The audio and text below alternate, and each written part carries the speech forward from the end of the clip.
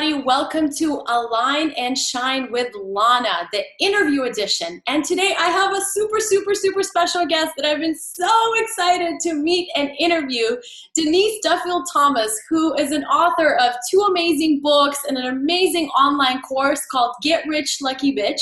She is so much more, actually, as speaker and an international guru on money mindset. And I love her perspective. It's so aligned with the law of attraction. It's so aligned with sharing her own journey and really teaching from that place of having lived the experience. So I'm super excited today to talk about how she finds alignment in her life, what that means, and her best practices to allow herself to shine. So welcome, Denise. So excited to have you.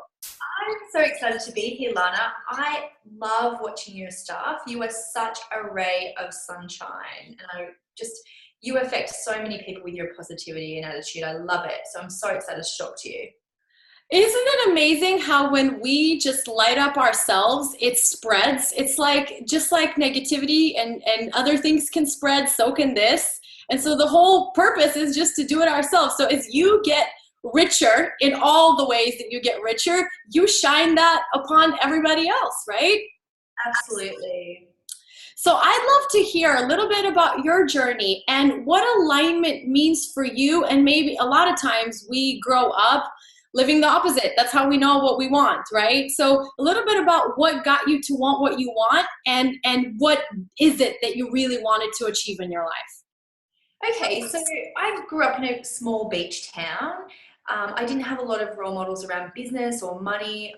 Definitely not a lot of female role models around just even leading your own life. You know, I saw a lot of women who were trapped in situations and, you know, all that kind of stuff. So I grew up kind of, you know, pretty laid back kind of lifestyle, but not a lot of role models, except for Oprah. I'd run home from school to catch her show, and I'd always miss the first 10 minutes of it. But she was a massive role model for me.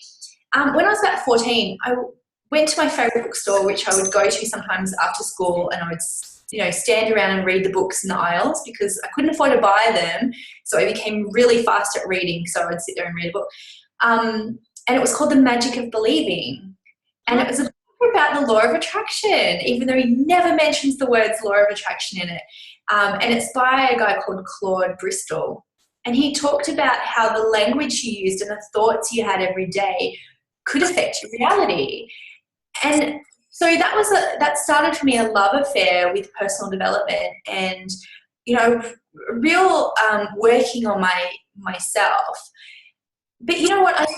It took me a long time, I think, to live in alignment, and I think it's because I saw personal development as something that was outward. You know, I would read the books and all that kind of stuff, but I didn't realize how much of it had to come down to Louise Hay's work of I deeply and completely, you know, love and accept myself, which is why I love emotional freedom technique, EFT, because it starts from the inside out. And so when you ask about alignment, I see as me just being who I am, being totally okay, and not being swept up in other people's stuff, but also not being swept up in the opinions of others.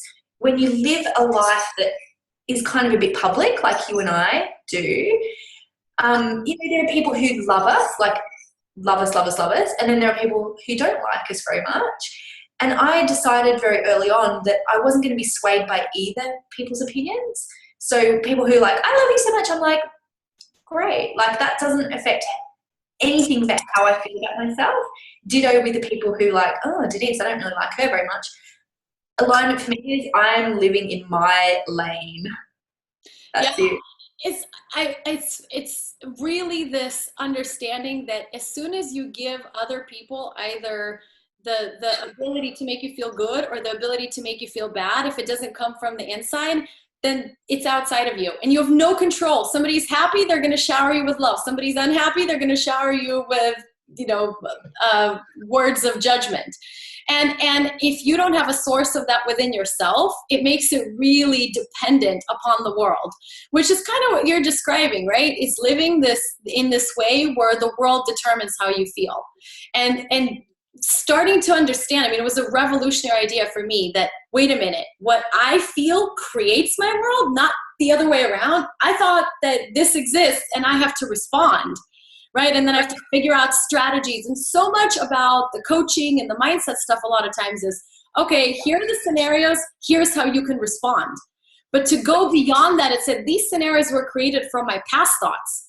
What I'm thinking, feeling now is what's actually going to create my future. Forget trying to figure out how to get out of these situations. Let's really go to the root level of me being in that place of presence, love, and acceptance, which is really the same thing, right? And it's so funny that you know, we're talking about it. I don't talk about money directly very much, even though it's, you know, wealth is really total wealth. It is a quality of beingness and a quality of life. And then somebody could be talking about just energy work. Somebody could be talking about alignment, but we're talking about the same thing, right? Keeping up with yourself.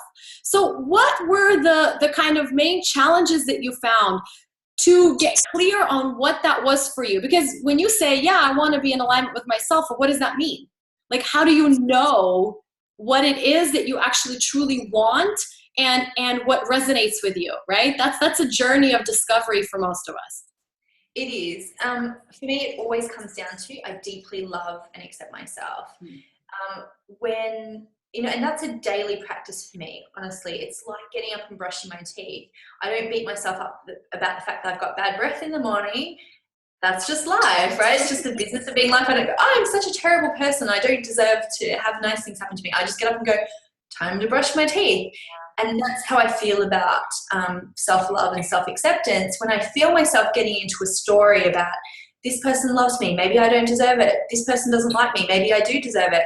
I have to come back and just be the, you know, the strong tree that is unmoved by what's happening, by the elements, and just come back to I deeply and completely love and accept myself. So that's definitely what's changed for me. How do you tap into that? Like, what are some of your daily ways that you do connect with that? Emotional freedom technique is the best. Yeah, tapping. So sometimes I might just go, you know, even it could be something like, even though I'm a terrible person, you know, like some of these thoughts that are just wafting through my brain, oh, I'm a terrible person. Even though I'm a terrible person, I deeply and completely love and accept myself. Even though I'm not perfect, I deeply and completely love and accept myself. Sometimes it's just putting a hand on my heart and just saying, I serve, I deserve. You know, just to remind myself that it's enough. I am enough. What I do is enough, and it's okay for me to receive in return. Especially, I think, when you're working with transformation, you're working with other people's energy, it can be really easy to take on other people's problems and feel like I have to solve everything. I'm not enough. I should be giving more. I should be helping more people. And when I stop and just go, I serve, I deserve, it reminds me it's okay. I'm enough. I'm giving enough, and I can receive too. I feel like I just let go of the I serve. I just go straight for the I deserve. The reason I say that is because that was an important part for me, is growing up in communism. There was always this idea that you have to like self-sacrifice for the greater good. And I realized that anytime that I personally add the serve part, I am automatically giving a piece of myself, meaning I assume that service is a part of me because I love to be my light, whatever it is, right? And that's of service. So it's really redefining what that is. And that's a journey for most of us to figure out what it is. And what I'm hearing from you is that the EFT is a great way to acknowledge what you're feeling, right? Because it doesn't hide it or try to cover it up with affirmations. First, you acknowledge what you're actually feeling. So are you a pretty verbal processor? Do you do much of the visioning, the creative expression, the kind of other ways to process information? Yeah, I do like to really watch my language. Like, I think language is so important.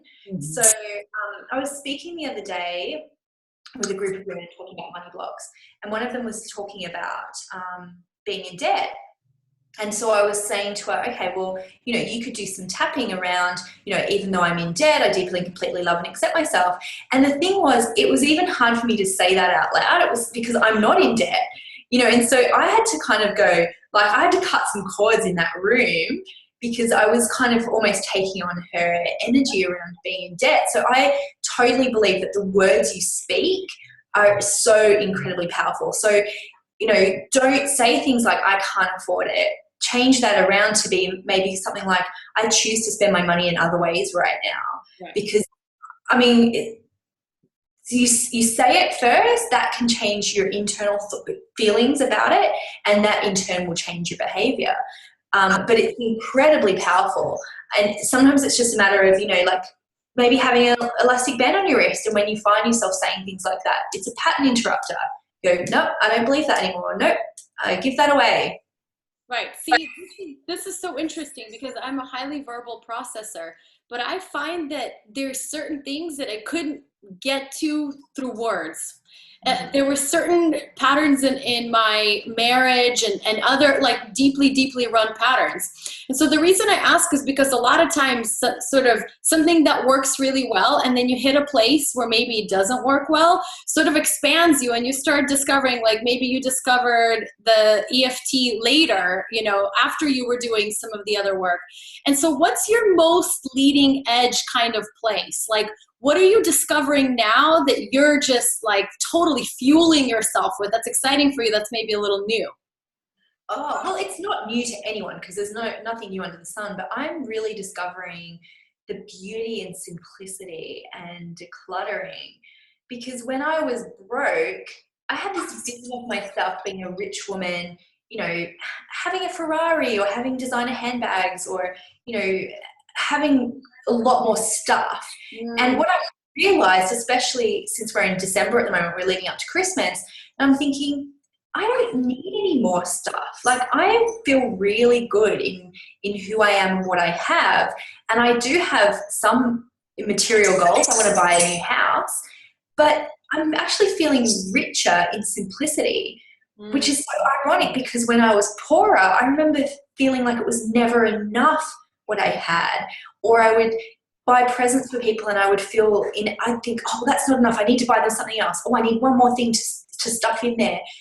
So I had lots of stuff, but I felt poor, and now I have less stuff and I feel richer.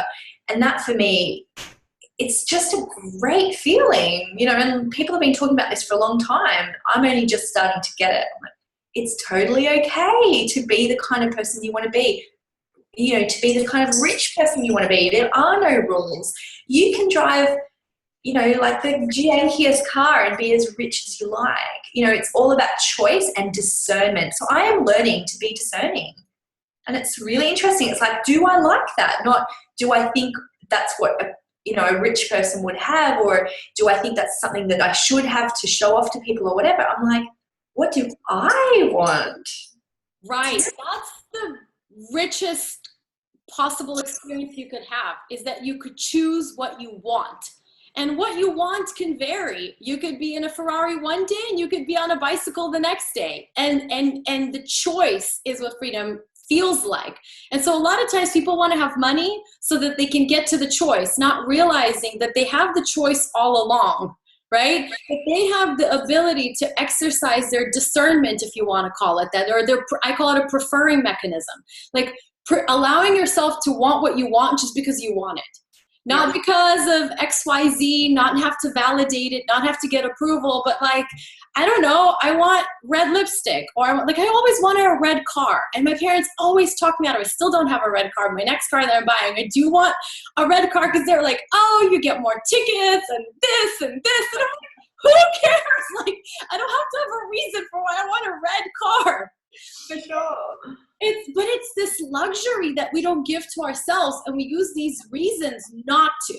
Like, oh, well, I don't really deserve this because I, don't want to get a ticket, or because my parents will think that I'm irresponsible, or that's not what people who have wealth do. They don't go and buy red Ferraris or whatever. Some do, some don't. The choice is what makes you so rich. I love what you're saying, because living in alignment to me is really being at the leading edge of what you prefer. And that keeps evolving. I hope that I don't prefer the same things today that I do tomorrow. We're both young mothers. Our lives are probably pretty busy. I can totally appreciate the decluttering, because I want like nothing in my house because I don't want to clean it or like find toys behind it. And at other times in our lives, we might want different things. So to really have the luxury of wanting what you want and being excited by it instead of being fearful of it is this huge shift. So I'd love to hear about what it was like for you to step more into the public eye and what that meant for you. And what I've realized as I talk to people is it really means different things for different people. And it's not not everybody's terrified of the public eye like I used to think, and not everybody necessarily craves it, which is another thing I used to think. So I'd love to hear more about that journey and how you've allowed yourself to shine more, which for you has meant publicly. Yeah, that's a great question, and nobody's asked me that before.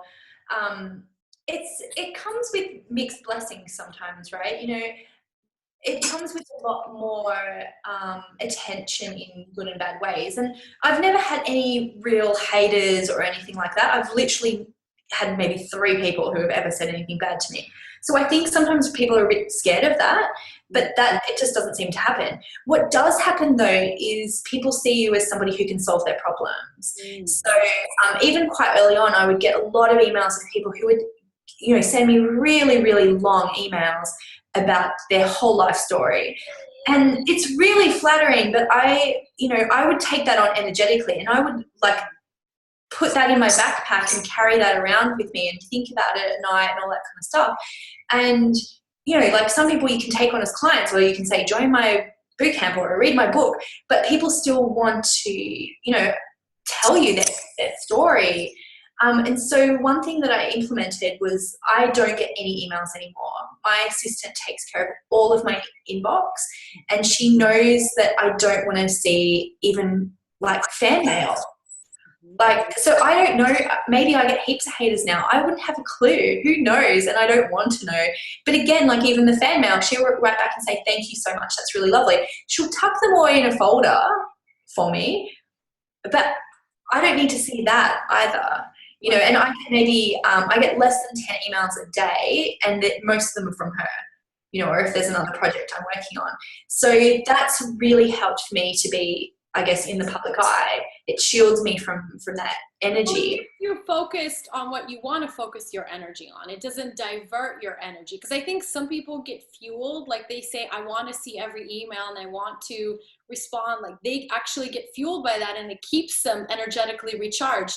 And for other people, it doesn't. So it's like, well, there's no right or wrong way. Then you don't need to look at it, right? Keep focused on what does energize you. Exactly. And I'm an introvert, so I have to be so careful of my energy.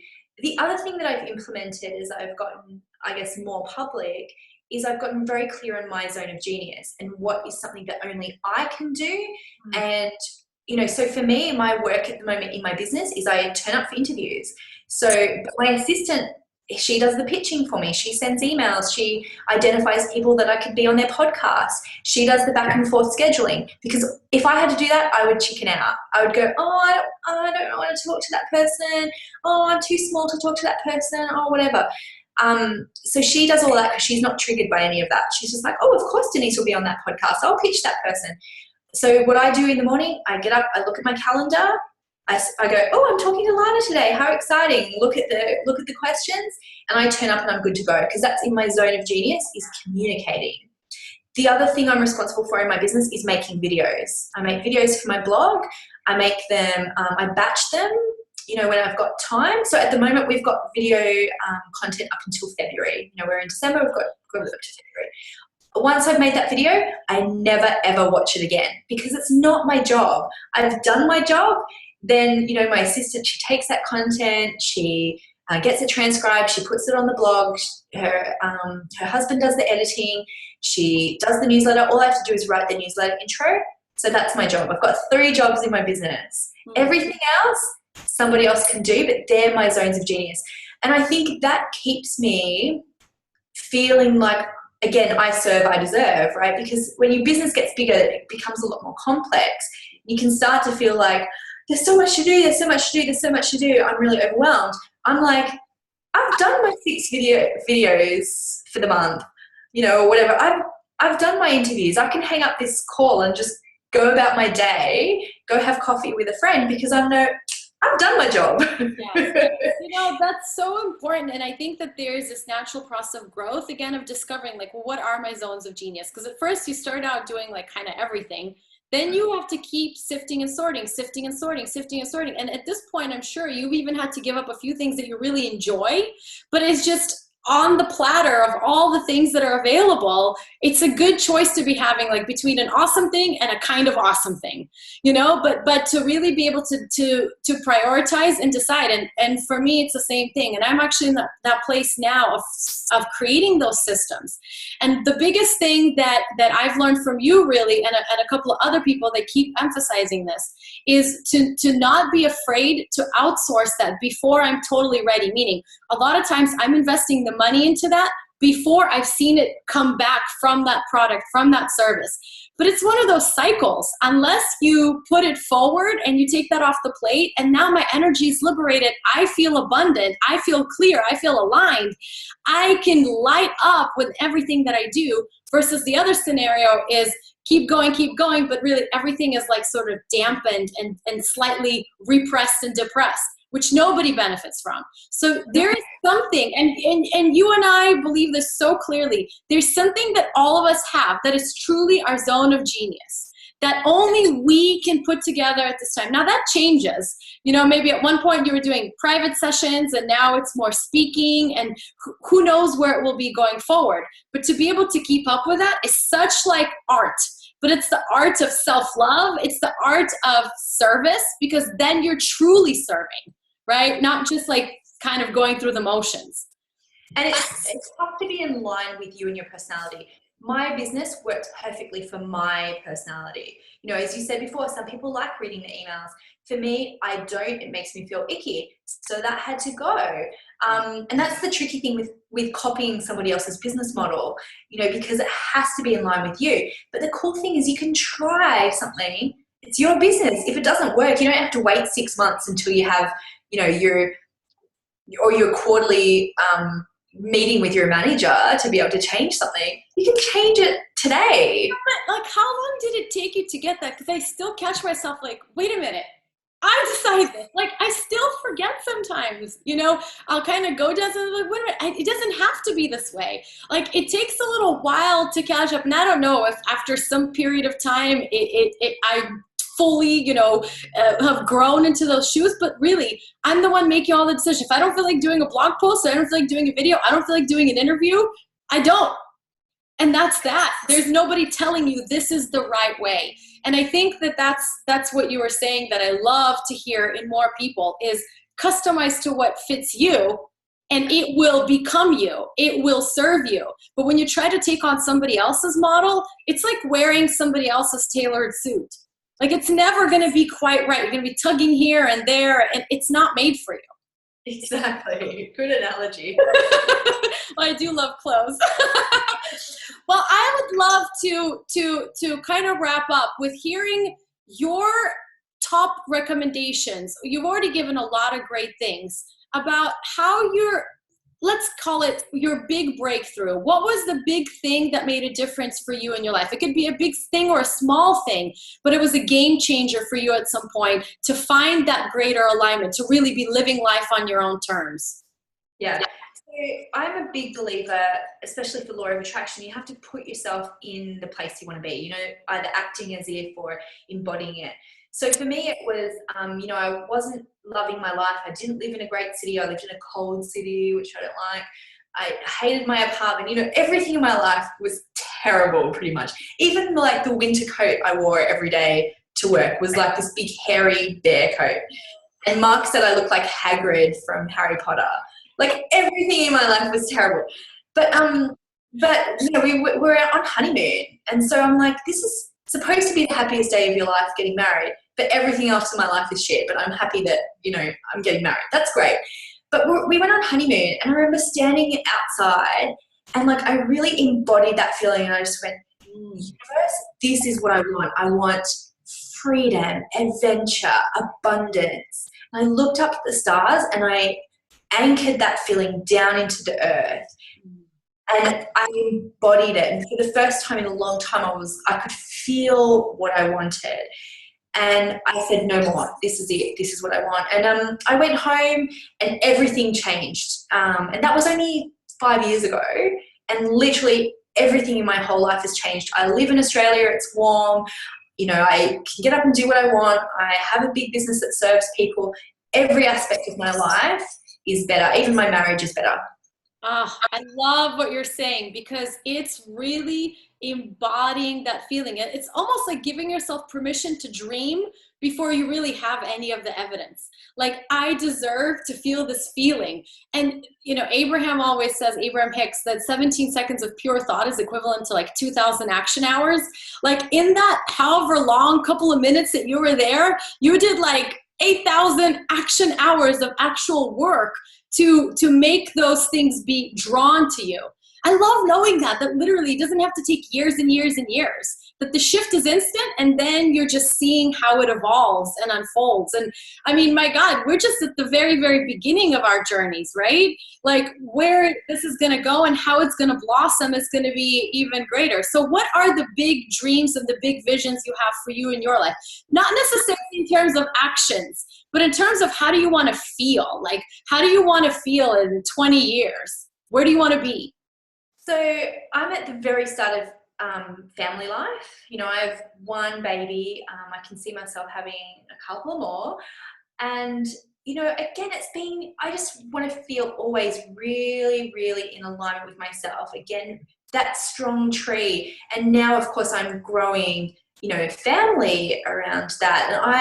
And Mark and I are the first of our names. We created our surname together. He was Duffield, I was Thomas. So we have always wanted to create a legacy together. And a big goal for next year is buying our dream family home. And I want us to have a home that we create a home base for all of our, amazing children, that they can go off and create their dreams as well, and always come back to that strength, that base, that alignment that we will all share, which is, our legacy, our Duffield-Thomas legacy. Oh, I love that. So it's just settling more into that. You have to get it individually before you can create it in a union with someone, and then add children. And, and it's not too late if you have a family or something, you're watching this, but it really does begin with yourself. You can't expect your partner to do it for you, or like when the kids grow up. Starts with you, and that strong tree, all the roots feed all the branches. Oh my God, I love talking to you. I could do it all day long, but I think it's time for a dance party because we have to wrap up with a dance party.